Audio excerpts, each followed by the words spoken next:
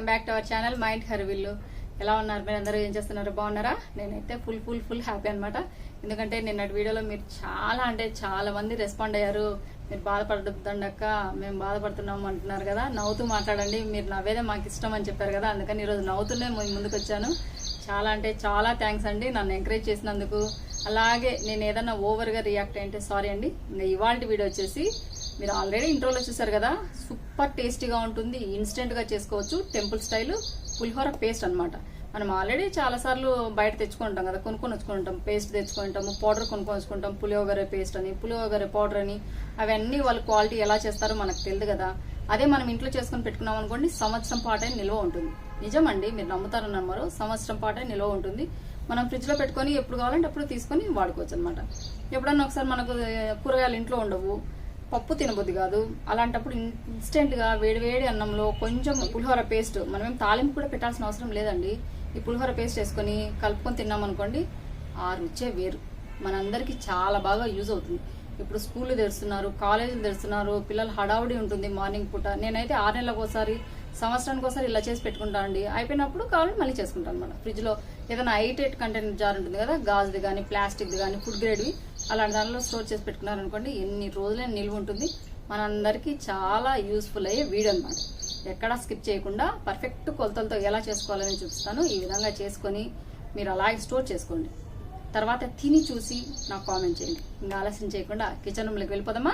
Authentic పులిహోర paste super టేస్టీగా ఉంటుంది. Perfect కొలతలతో కనుక మనం ప్రిపేర్ చేసుకున్నామంటే, ఇలా పర్ఫెక్ట్ కొలతలతో మనం ప్రిపేర్ చేసి పెట్టుకున్నాం అనుకోండి, 1 year వరకు కూడా ఫ్రెష్గా ఉంటుంది. టేస్ట్లో ఎలాంటి మార్పు ఉండదు.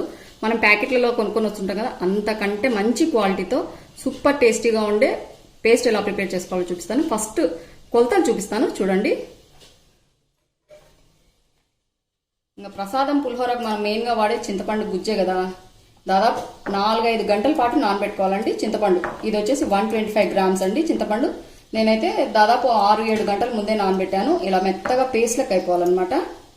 125 grams చింతపండు.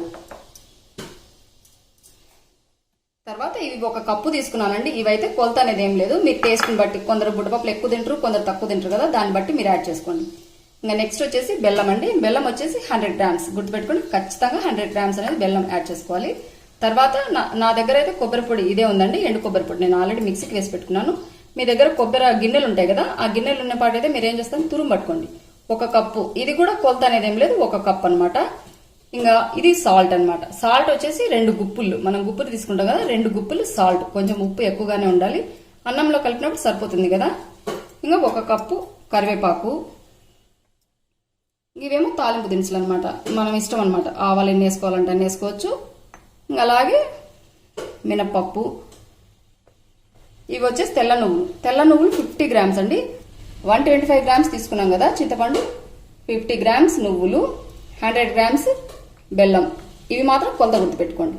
ఇంకా హింగ్ వచ్చేసి 2 spoons పడుతుంది. ఎండుమిరపకాయలు తగినన్ని, మీ ఇష్టం. నేనైతే ఒక 7-8 ఉంటాయి ఎండుమిరపకాయలు. ఇంకా తగినంత పసుపు. ఇంకా శనగపప్పు కూడా తాలింపు లేకండి, ఒక 3-4 స్పూన్లు యాడ్ చేసుకోవచ్చు. ఇది వచ్చేసి సాంబార్ పొడి. ఇది కూడా కొలత ప్రకారమేనండి. 2 గుప్పిళ్ళు తీసుకున్నాం కదా సాల్ట్, 3 గుప్పిళ్ళు అండి సాంబార్ పొడి. ఏ సాంబార్ పొడి అయినా కావచ్చు, మీరు ఈ హోమ్ మేడ్ సాంబార్ పొడి అయినా యూజ్ చేసుకోవచ్చు, సూపర్ టేస్టీగా ఉంటుంది. 3 గుప్పిళ్ళు అనమాట, గుర్తుపెట్టుకోండి కొలతలన్నీ ఇవి. ఆయిల్ వచ్చేసి 200 grams ఆయిల్ పడుతుందండి. డీప్ ఫ్రై కావాలి కదా మనకు, అందుకని 200 grams ఆయిల్ పడుతుంది. ఇంకా ఫస్ట్ ఇదంతా స్మాష్ చేసుకుని గుజ్జు తీసుకుంటాను, చింతపండు గుజ్జు. ఫస్ట్ చింతపండులోంచి గుజ్జు తీసుకోవాలండి. ఇది చూడండి ఎంత బాగా నానిందో. 7-8 గంటలు నాన్న బాగా వస్తుంది. ఎలాంటి పీచు గింజలు లేకుండా చూసుకునేసి బాగా వాష్ చేసుకుని ఇలా నానబెట్టుకోవాలి. చింతపండు గుజ్జు కూడా మనం నీట్గా తీసుకోవాలండి. ఇలాంటి స్ట్రైనర్ ఉంటుంది కదా, ఇదిగోండి ఇలాంటి స్ట్రైనర్లో, ఇది బౌల్ అనమాట. దీంట్లో వేసేసి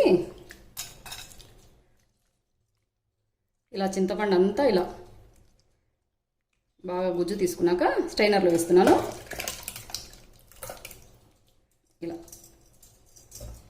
ఇలా అయితే ఈజీ అవుతుంది కదా, ఒక్క పీస్ అనేది కూడా కిందికి వెళ్ళిపోదు అనమాట. ఇలా స్ట్రైనర్లోనే ఉంటుంది. ఇది ఒక బెస్ట్ ఐడియా అండి, అంతే. తర్వాత మళ్ళీ సేమ్ ఇదే బౌల్లోకి వేసేసి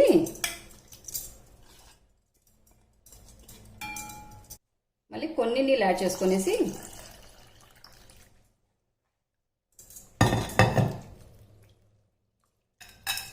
ఇలా చింతపండులో ఉన్న గుజ్జంతా తీసుకోవాలి. ఇదిగోండి గుజ్జంతా తీసేసాను. చింతపండు రసం అయితే రెడీ అయిపోయింది. చూసారా, ఇలాగే ఉండాలి. ఇంకా స్టవ్ మీద బాండి పెట్టుకొని సపరేట్గా వేయించుకోవాలి. చూపిస్తాను మీకు. బాండి స్టవ్ మీద పెట్టుకున్నానండి. ఫస్ట్ 50 గ్రామ్స్ అండి నువ్వులు లో ఫ్లేమ్ పెట్టుకొని బాగా వేయించుకోవాలి. ఇలా సపరేట్గానే ఆయిల్లో కానీ మనం వేయించుకోవాలండి. అప్పుడు టేస్ట్ చాలా బాగుంటుంది. అలాగే ఫ్రెష్గా ఉంటుంది అనమాట. క్రంచీగా ఉంటాయి పల్లీలు కూడా. ఇదిగోండి కొంచెం కలర్ మారాయి కదా నువ్వులు. ఈ పక్క తీసుకుంటున్నాను. ఇవి చల్లారాక మిక్సీకి వేసుకోవాలి. నువ్వులు చాలా మంచిది కదా ఆరోగ్యానికి. సేమ్ ఇదే ప్యాన్లో 1 కప్ అండి ఎండు కొబ్బరి మిక్సీకి వేసి పట్టాను కదా. లేదంటే మీ దగ్గర కొబ్బరి గిన్నె చెప్పాను కదా, అది తురుము పట్టుకునేదైనా కానీ లో ఫ్లేమ్ పెట్టుకొని ఇది కూడా వేయించుకోవాలండి.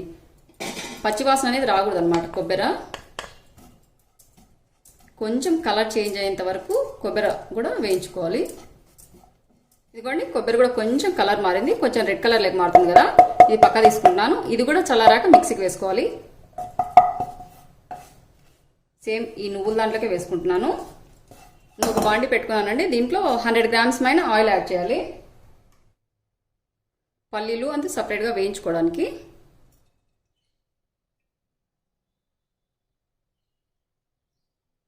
ఇదిగోండి ఒక 100 గ్రాముల మైన ఆయిల్ యాడ్ చేశాను. ఆయిల్ హీట్ ఎక్కిందండి. ఒక 3 స్పూన్ల మైన వేస్తున్నాను ఆవాలు. జీలకర్ర అయితే వేయట్లేదు, గుర్తుపెట్టుకోండి. ఒక 4 స్పూన్లు వేసాను. ఆవాలు ఎక్కువ ఉంటేనే టేస్ట్ కదా పులిహోర. కొంచెం వేగాక 1 కప్పు మైన ఉన్నాయండి పల్లీలు, అదే బుడపప్పు. ఇవి కొంచెం వేగాలి. ఇదిగోండి కొంచెం వేగాయి కదా. ఇప్పుడు ఇందులోనే ఒక 3 స్పూన్ల మైన శనగపప్పు, అలాగే ఒక 3 స్పూన్ల మైన అండి మినపప్పు, కొంచెం ఎక్కువ వేసాను. ఇవన్నీ చింతపండు గుజ్జులో కాకుండా ఇలా సపరేట్గానే వేయించుకోవాలండి. చింతపండు గుజ్జులో వేసామనుకోండి మెత్తగా అవుతాయి కదా, అందుకని ఇది సపరేట్గానే వేయించుకోవాలి. అప్పుడు మనం అన్నంలో కలుపుకున్న ఎన్ని నెలలున్నా క్రంచీగా ఇలాగే ఉంటాయి అన్నమాట. ఇవన్నీ కొంచెం ఫ్రై కావాలి. కొంచెం రెడ్ కలర్ వచ్చేంత వరకు ఫ్రై కావాలి. తర్వాత ఒక 5 ఉంటాయండి ఎండుమిరపకాయలు వేసాను. అలాగే 1 స్పూన్ మైన పసుపు. తర్వాత 1 కప్పు మైన కరివేపాకు.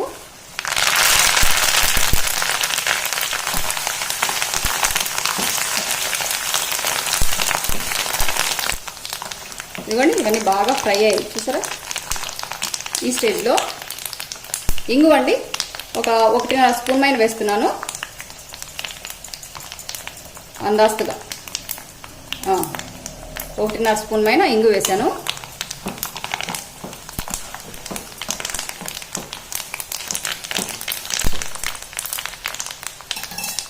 అంతేనండి. ఇది కూడా పక్క తీసుకుంటాను. ఇలాంటి స్టీల్ బాండి పెట్టుకున్నానండి. దీంట్లో 100 గ్రామ్స్ మైన ఆయిల్ యాడ్ చేస్తున్నాను.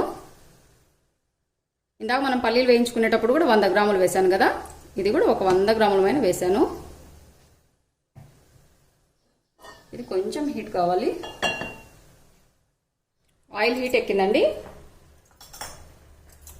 ఇప్పుడు ఇందులో తాలింపు దినుసులు అనమాట. మళ్ళీ 1.5 స్పూన్ మైన వేసాను ఆవాలు. అలాగే ఇందాక మిగిలించాను కదా, ఒక స్పూన్ కంటే కొంచెం ఎక్కువ ఉంటాయి శనగపప్పు. అలాగే 1 స్పూన్ మైన వేస్తున్నాను మినపప్పు. తర్వాత ఇందాక మిగిలించా కదా ఎండుమిరపకాయలు, ఇవి కూడా వేసాను. అలాగే 1 స్పూన్ మైన పసుపు. అలాగే ఇంకొక స్పూన్ మైన ఇంగు అండి.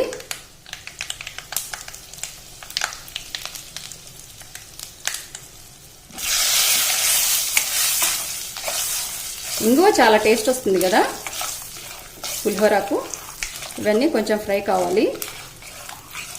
ఇవన్నీ బాగా ఫ్రై అయ్యాయి చూసారా, కలర్ మారాయి. ఇప్పుడు మనం ముందుగా తీసి పెట్టుకున్నాం కదా చింతపండు గుజ్జు అంతా దీంట్లో పోస్తున్నాను.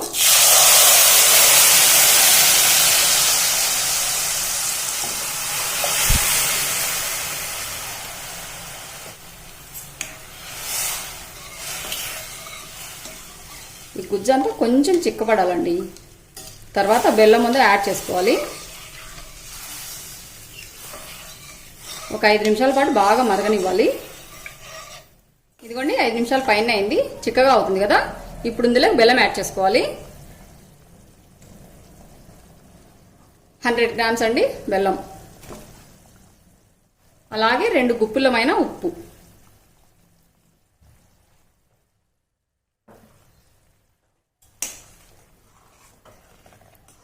ఈ బెల్లము ఉప్పు వేసాక కూడా మళ్ళీ ఒక 5 నిమిషాల పాటు బాగా మరగనివ్వాలండి. ఫస్ట్ కొంచెం చిక్కగా అయింది కదా, ఇప్పుడు మళ్ళీ బెల్లం వేసాం కదా కొంచెం పలచగా అవుతుంది. సాల్ట్ కూడా వేసిందనా కొంచెం లిక్విడ్ లెక్క అవుతుంది కదా, అదంతా మళ్ళీ చిక్కగా అయ్యేంత వరకు ఒక 5 నిమిషాల పాటు మరగనివ్వాలి. 5 నిమిషాలు అయిందండి, చూసారా కొంచెం చిక్కబడింది. ఈ స్టేజ్లో 3 గుప్పిలమైన సాంబార్ పొడి అండి. చాలా టేస్టీగా ఉంటుందండి పులిహోర. ఇదంతా వేసేసి లో ఫ్లేమ్ టు మీడియం ఫ్లేమ్ పెట్టుకొని ఇలా బాగా మిక్స్ చేసుకోవాలి. ఇదంతా గుజ్జు మాదిరి రావాలి. పులిహోర పేస్ట్ ఎలా ఉంటుందో అలా గుజ్జు మాదిరి అయ్యేంత వరకు మళ్ళీ ఒక 5 నిమిషాల పాటు ఉడికించుకోవాలి. ఇదిగోండి చాలా వరకు దగ్గర పడింది, చూసారా గుజ్జు గుజ్జుగా తయారవుతుంది కదా. చూడండి ఈ స్టేజ్లోనే మనం ముందుగా నువ్వులు అది వేయించుకున్నాం కదా, నువ్వులు కొబ్బరి పొడి అదంతా మిక్సీకి పట్టాను. ఇదిగోండి మిక్సీకి పట్టాను, ఇదంతా వేస్తున్నాను.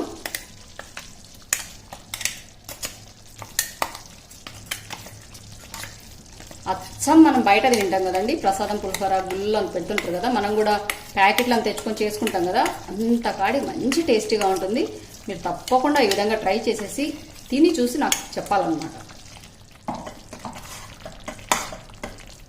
ఇదంతా బాగా మిక్స్ చేసుకునేసి మళ్ళీ ఒక 2 నుంచి 3 నిమిషాల పాటు ఇంకా చిక్కగా కావాలి. మనం పులిహోర గుజ్జు ఎలా ఉంటుంది అలా చిక్కగా అయ్యేంత వరకు లో ఫ్లేమ్ పెట్టుకొని ఉడికించుకోవాలి.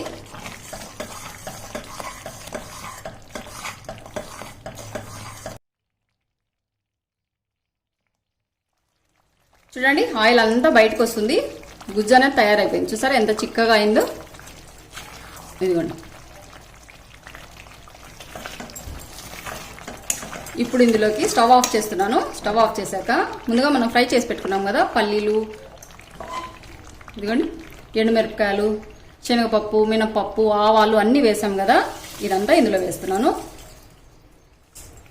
స్టవ్ ఆఫ్ చేశాకే కలుపుకోవాలండి, వేసుకోవాలి.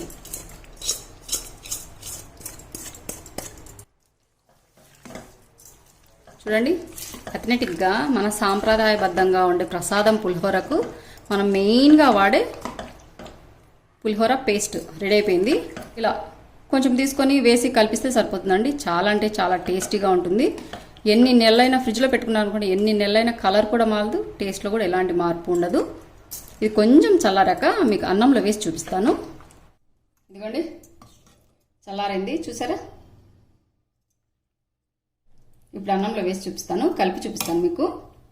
ఇంకా మనం ఎలాంటి తాలింపు పెట్టాల్సిన అవసరం లేదండి. మామూలు మనం ప్యాకెట్లు తీసుకున్న పులిహోర అయితే మనం మళ్ళీ అన్ని జీలకర్ర ఆవాలు అన్నీ వేసి మనం తాలింపు పెడతాం కదా, ఇంకా ఎలాంటి తాలింపు పెట్టాల్సిన అవసరం లేదు. ఆల్రెడీ ఆయిల్ అంతా దీంట్లోనే ఉంది కనుక ఎక్కువ ఆయిల్తో ఏం అవసరం లేదు, అసలు తాలింపే అవసరం లేదు.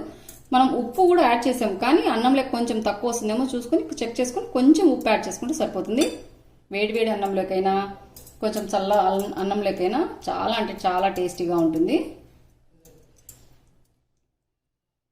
ప్రసాదం పులిహోర అంటే ఎవరికి ఇష్టం ఉండదండి.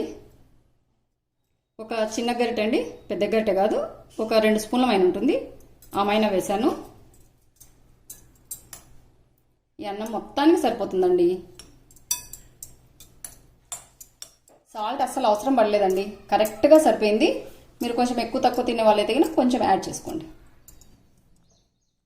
ఇదిగోండి అన్నం బాగా కలిపాను చూసారా, సేమ్ ప్రసాదం పులిహోర కలరే ఉంది కదా. టేస్ట్ కూడా అట్టిగా సంప్రదాయంగా చాలా అంటే చాలా టేస్టీగా ఉంటుంది. మీరు ఈ విధంగా తప్పకుండా ట్రై చేసేసి తిని చూసి ఎలా ఉంది అని నాకు కామెంట్ చేయండి. ఇదిగోండి ఎండుమిరపకాయ చాలా టేస్టీగా ఉంటుందండి, చింతపండులో బాగా ఉడికింటుంది కదా, చాలా అంటే చాలా టేస్టీగా ఉంటుంది. పడేయద్దండి, తినండి, పులిహోరతో పాటు తినండి. అదండి వాటి వీడియో, మీకు ఒక ముద్ద. ఈ వీడియో కనుక నచ్చినట్లయితే లైక్ చేయండి, షేర్ చేయండి, సబ్స్క్రైబ్ చేయండి, మన ఛానల్లో బెల్ ఐకాన్ కొట్టడం మాత్రం మర్చిపోద్దండి. ఇలాగే మంచి మీకు యూస్ఫుల్ అయ్యి ఇంకో వీడియోతో మేము ముందుకు వస్తాను. అంతవరకు సెలవు. Thank you for watching. Bye అండి.